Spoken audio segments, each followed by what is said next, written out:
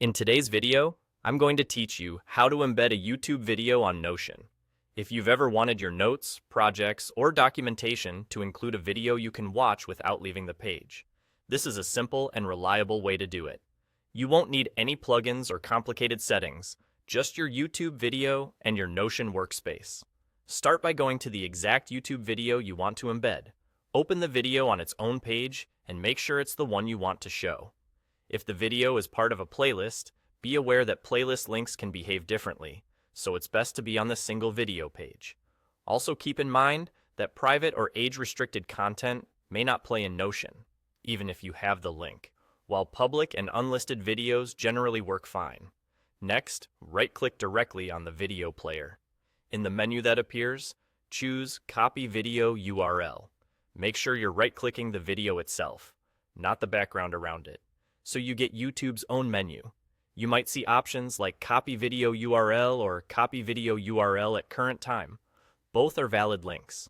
The current time option will start the video from the exact moment you copied it. If you want the video to begin at the start, use the regular Copy Video URL option. Now, head to your Notion page. Click where you want the video to appear and paste the link. When you paste, Notion will pop up a small prompt with choices. Select Embed. That tells Notion to turn the link into a fully playable video block rather than a plain link. Give it a moment to load. Once it appears, you can press play and watch the video right inside your page. This doesn't duplicate or re-upload the video. It streams from YouTube, so it follows YouTube's availability and any restrictions set by the channel.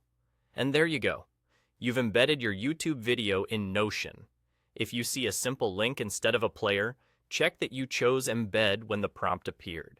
If the block shows an error, make sure the link is a standard YouTube or u2.be URL and that your network allows YouTube playback. Also remember that what you're embedding is the URL you copied. If the link points to a specific timestamp, that's where it will begin. That's all.